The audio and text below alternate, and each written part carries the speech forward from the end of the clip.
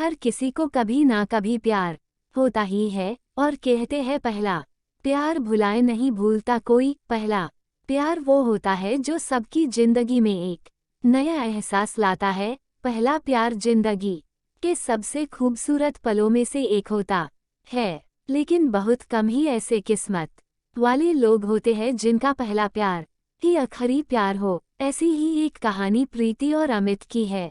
ये कहानी आप ऑफिशियल आवादी वाला चैनल पर सुन रहे हैं।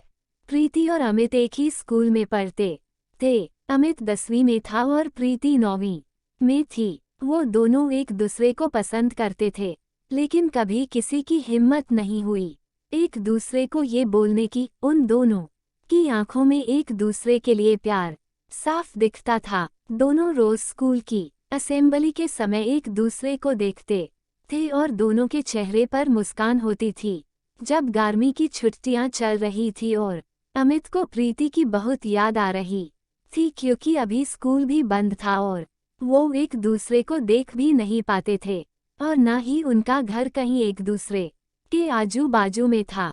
बहुत सोचते सोचते एक दिन अमित प्रीति को फेसबुक पर ढूंढने लगा, शायद उसका अकाउंट हो। स्कूल में उन दोनों ने कभी एक दूसरे से बात नहीं किया था और न ही कभी सोशल मीडिया पर एक दूसरे को फॉलो करते थे। अब जो कि स्कूल बंद थे, अमित खुद को रोक नहीं पाया। फेसबुक पर तो बहुत सी प्रीति नाम की लड़कियां मिली, लेकिन जिस प्रीति को वो ढूंढ रहा था वो नहीं मिली। अमित बहुत उदास हो गया। वो बहुत बेचैन हो रहा था प्रीति को देखने के लिए, लेकिन वो कुछ नहीं कर सकता था। उधर प्रीति भी अमित को देखने के लिए स्कूल खुलने का इंतजार कर रही थी। प्रीति 9वीं कक्षा में थी, तो उसके घर वालों ने उसे फोन नहीं दिया था, तो वो किसी भी सोशल मीडिया पर नहीं थी। स्कूल खुलने के लिए अभी 15 दिन बाकी था। वो दोनों एक दूसरे को देखने के लिए बेचैन थे। आखिर 15 दिन बाद स्कूल खुल गया। दोनों स्कूल जाने के लिए बहुत उत्सुक थे। अमित स्कूल समय के 10 मिनट पहले ही जाकर स्कूल गेट के बाहर खड़ा होकर प्रीति का इंतजार कर रहा था। सब बच्चे एक एक करके स्कूल आ रहे थे, लेकिन प्रीति अभी तक उसे नहीं दिखी। गेट पर खड़े चौकीदार ने कहा कि अंदर जाओ, अब गेट बंद होने वाला है। आखिर अमित क्या करता, वो अंदर चला गया और अपने क्लास में बैग रखकर प्रार्थना के लिए असेंबली में गया। वो बहुत उदास था कि प्रीति क्यों नहीं आई। आज स्कूल का पहला दिन है, क्या हुआ होगा उसे। अमित का ध्यान प्रार्थना में बिल्कुल भी नहीं था। जब प्रार्थना खत्म हुआ और सभी बच्चे अपने अपने क्लास में जाने लगे, तभी अमित ने देखा कि प्रीति अपने क्लास के लाइन में सबसे पीछे खड़ी थी, तो वो समझ गया कि प्रीति लेट आई होगी। अमित उसे देखकर बहुत खुश हो गया। अमित उससे बात करना चाहता था। एक बार ऐसा हुआ कि अमित और प्रीति की नज़र मिली। दोनों के चेहरे पर मुस्कुराहट थी। दोपहर में जब लंच टाइम हुआ तो अमित प्रीति से बात करने की कोशिश कर रहा था, इसी कारण उसने अपना टिफिन भी नहीं खाया था। वो प्रीति के क्लास के बाहर ही चक्कर लगा रहा था कि कब उसे मौका मिले प्रीति से बात करने का और वो उसे स्कूल के बाद रुकने के लिए बोल सके। तभी थोड़ी ही देर में प्रीति को क्लास से बाहर आते हुए देखा। वो अकेली थी। मौका देखते ही अमित ने प्रीति से कह दिया कि स्कूल के बाद थोड़ी देर के लिए स्कूल के बाहर जो बस स्टॉप है वहां रुकना प्लीज। प्रीति उसे देखकर बोली ठीक है और चली गई। दोनों अपने क्लास में चले गए। बस जल्दी से स्कूल का समय खत्म होने का दोनों इंतजार कर रहे थे। प्रीति के मन में बहुत से प्रश्न चल रहे थे। अमित क्या बोलेगा, मैं उससे क्या बात करूंगी। स्कूल का समय खत्म हुआ। सभी बच्चे अपने घर जाने के लिए निकल गए। प्रीति और अमित भी स्कूल से निकले और बस स्टॉप पर गए। प्रीति जब वहां पहुंची तो अमित पहले से ही वहां खड़ा था। प्रीति उसके पास गई और उसके बाजू में जाकर खड़ी हो गई। अमित का दिल बहुत जोर से धड़कने लगा था। फिर अमित ने हिम्मत जुटा कर पूछा, तुम फेसबुक पर हो? वो बोली, नहीं, मेरे पास फोन नहीं है। अमित ने पूछा, क्यों? तो प्रीति बोली, अभी मैं 9वीं क्लास में हूँ और मेरे घर पर अभी फोन चलाना माना है, अमित बोला। ठीक है। फिर दोनों के बीच थोड़ी शांति थी। फिर अमित ने पूछा, आज तुम लेट क्यों आई स्कूल? प्रीति बोली, मेरी बस छूट गई थी, मुझे देर हो गया। फिर प्रीति बोली, क्यों, तुम मेरा इंतजार कर रहे थे? अमित थोड़ा मुस्कुराकर बोला, हाँ। फिर अमित ने पूछा कि अभी तुम घर चली जाओगी तो अगर मुझे तुमसे बात करना हुआ तो कैसे बात करूंगा? तुम अपना नंबर दो ना। प्रीति बोली, क्या बात करना है तुम्हें? अमित बोला, ऐसी कोई बात नहीं है, लेकिन फिर भी अगर बात करने के लिए मन हुआ तो। प्रीति बोली कि मेरे दोस्तों के पास मेरे पापा का नंबर है, उनको मुझसे बात करना रहता है या कुछ काम रहता है तो वो उस पर फोन करते हैं, लेकिन मैं तुम्हें वो नंबर नहीं दे सकती। और तभी प्रीति की बस आ गई और वो अमित को बाय बोलकर चली गई। अमित उधर ही रुका था थोड़ी देर तक और सोच रहा था कि वो प्रीति से कैसे बात करे। यही सोचते सोचते वो घर चला गया। उसे प्रीति की बहुत याद आ रही थी। उधर प्रीति भी रात भर सोई नहीं, उसे वो सब बात याद आ रही थी जो उसके और अमित के बीच हुई थी बस स्टॉप पर। आज पहली बार दोनों ने एक दूसरे से बात किया था। अगले दिन फिर दोनों स्कूल में मिले। दोनों खुश थे एक दूसरे को फिर से देखकर। कुछ दिनों तक ऐसा ही चलता रहा। वो दोनों बस स्टॉप पर थोड़ी देर के लिए मिलते और फिर अपने अपने चले जाते। एक दिन अमित ने सोचा, बस हो गया, मैं और ऐसे नहीं रह सकता, अब मैं प्रीति को अपने दिल की बात कह दूंगा। फिर क्या, अगले दिन बस स्टॉप पर प्रीति से मिलने गया तो बहुत ही हिम्मत जुटाकर गया था। अमित अंदर से बहुत घबराया हुआ था कि प्रीति क्या बोलेगी। जब वो बस स्टॉप पर मिले तो प्रीति उससे अपने परीक्षा के बारे में बात कर रही थी। तभी बीच में अमित बोल पड़ा, मुझे तुमसे कुछ बात करनी है। प्रीति बोली, हाँ बोलो। अमित चुप हो गया, उसके दोनों पैर कांपने लगे। फिर उसने आंख बंद करके जल्दी से बोल दिया, आई लव यू। ये सुनते ही प्रीति का दिल जोर जोर से धड़कने लगा। उसे समझ नहीं आ रहा था कि वो क्या बोले। अमित ने उससे कहा, कुछ बोलो, तुम क्या सोचती हो मेरे बारे में? प्रीति चुप ही थी। अमित ने कहा, मुझे इंतजार रहेगा तुम्हारे जवाब का, और उधर से चला गया। प्रीति उधर ही रुकी थी। फिर कुछ ही देर में बस आई और वो भी चली गई। दोनों रात भर सोए नहीं। प्रीति सोचती रही, क्या बोलूं मैं अमित को? ये सब जो हो रहा है सही है या गलत है? अमित बेसब्री से कल का इंतजार कर रहा था प्रीति के जवाब के लिए।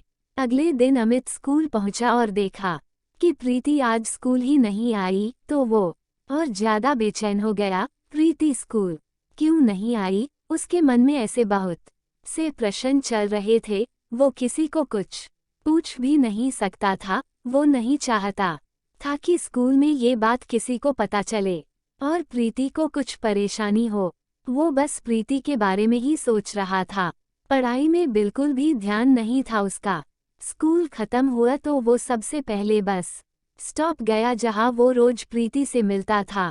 कुछ देर वही खड़ा था और फिर उदास हो कर घर चला गया, इसी उम्मीद में कि कल जब प्रीति स्कूल आएगी तब उससे सब पूछ लेगा। अगले दिन प्रीति स्कूल आई थी और स्कूल के बाद वो उसी बस स्टॉप पर अमित से मिली। प्रीति के आते ही अमित उससे पूछने लगा, क्या हुआ था? कल तुम स्कूल क्यों नहीं आई? प्रीति बोली, कुछ नहीं, लेट हो गया था। अमित ने बोला, तो क्या हुआ, लेट ही आ जाती जैसे पहले आई थी देर से? प्रीति बोली, नहीं, ज्यादा लेट हो गया था क्योंकि मैं लेट सोकर उठी थी। अमित मुस्कुराने लगा और फिर पूछा कि क्या सोचा? मैंने तुमसे कुछ कहा था कल। प्रीति चुप ही थी। फिर बोली, क्या बोलूं, मुझे कुछ समझ ही नहीं आ रहा है। अमित बोला, उसमें इतना क्या सोचना, मुझे पता है तुम भी मुझसे प्यार करती हो, मैंने देखा है तुम्हारी आंखों में। प्रीति मुस्कुराने लगी।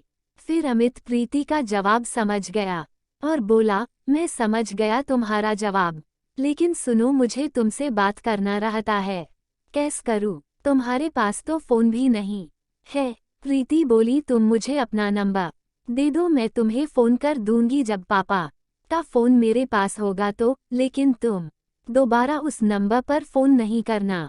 अमित बोला ठीक है और उसे अपना नंबर दे दिया और दोनों अपने घर चले गए। शाम को अमित इंतजार कर रहा था कि शायद प्रीति फ़ोन करे। वो अपने फ़ोन के तरफ ही बार बार देखे जा रहा था। शाम से रात हो गई, प्रीति का फ़ोन नहीं आया।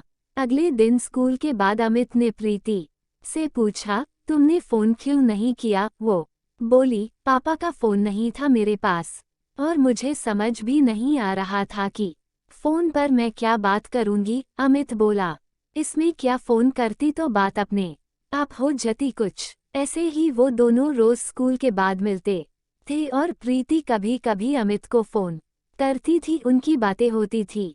एक दिन ऐसा आया कि अमित का स्कूल में आखिरी दिन था क्योंकि वो 10वीं क्लास के बोर्ड की परीक्षा शुरू होने वाली थी और 10वीं क्लास की बोर्ड परीक्षा की पढ़ाई के लिए छुट्टी होने वाली थी। दोनों आज बस स्टॉप पर मिले। प्रीति बहुत उदास थी कि कल से अमित स्कूल नहीं आएगा और अमित भी बहुत उदास था। प्रीति ने अमित से कहा कि अच्छे से पढ़ाई करना बोर्ड पेपर के लिए। अमित बोला, हाँ। अमित की आंखों में आंसू थे और उसने कहा, कल से मैं तुमसे नहीं मिल पाऊंगा। प्रीति शांत थी और बोली, ऐसे उदास मत हो, मैं तुम्हें फ़ोन करूंगी रोज। अमित प्रीति को गले लगाना चाहता था लेकिन दोनों बस स्टॉप पर थे, इसलिए अमित ने कुछ नहीं किया, बस प्रीति का हाथ पकड़कर खड़ा था। वो सोच रहा था कि काश समय इधर ही रुक जाता और दोनों हमेशा के लिए एक साथ ही रहते, लेकिन ऐसा नहीं हो सकता था। प्रीति की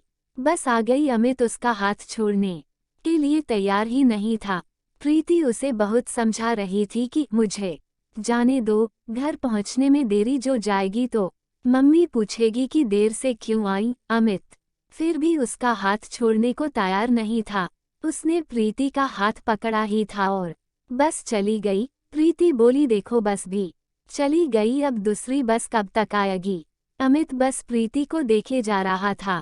कुछ ही देर में दूसरी बस भी आ गई। इस बार प्रीति बोली, प्लीज मुझे जाने दो घर, मुझे बहुत डांट पड़ेगी, मैं और लेट हो गई तो। अमित ने बोला, पहले वादा करो कि तुम मुझे रोज फ़ोन करोगी। प्रीति बोली, हाँ करूंगी। इस बार अमित ने प्रीति का हाथ छोड़ दिया और प्रीति बस में चली गई।